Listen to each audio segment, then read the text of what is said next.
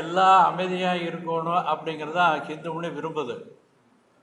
Court சொல்லியிருக்குது, எல்லா அமைப்பும் சேர்ந்து அறநிலைத்துறையும் அரசாங்கத்தையும் வற்புறுத்தணும் அப்படின்னு நான் இந்த அமைப்புகள் எல்லாம் கேட்டுக்கிறேன். அமைதியை விரும்பக்கூடிய அமைப்புகள் எல்லாம் கோர்ட்டு தீர்ப்பை மதிக்கணும். இந்துக்களுடைய மலை, முருகர் பக்தர் மலை, தீபம் ஏற்றிட்டு இருந்ததுனால புதுசாக ஒன்று நம்ம சொல்ல போகிறதில்ல, தீபம் ஏற்றிட்டு இருந்ததுனால இந்த அமைதியை விரும்பக்கூடிய அமைப்புகள் அனைவரும் சேர்ந்து தீபம் ஏற்ற வரணும்னு இந்த அழைப்பை விடுறோம். இப்போ மேலே கோழி வெட்ட போகிறோம், திடீர்னு போகிறான். எந்த அமைப்புமே இந்த மத நல்லிணக்கத்தை விரும்பக்கூடிய அமைப்புகள் எதிர்ப்பு தெரிவிக்கலையா? தெரிவிச்சிருந்ததுன்னா நாங்கள் அவங்கள பாராட்டலாம். போராட்டம் 16 மண்டபத்தில்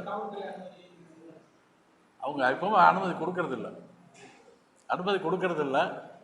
ஆனால் நம்ம அது ஆர்ப்பாட்டம் போராட்டம் நடக்கும்.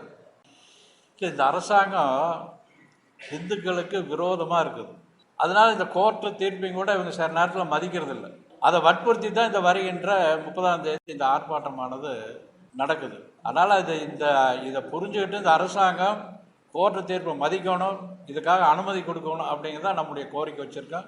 இந்த பத்திரிகையினுடைய உங்கள் செய்தியாளனுடைய வாயிலாகவும் கூட இந்த செய்தியை புரிஞ்சுக்கிட்டு அவங்க உடனே அனுமதி கொடுக்கணும், மேலே தீபம் ஏற்றுறதை நம்ம கேட்டுக்கிறோம்.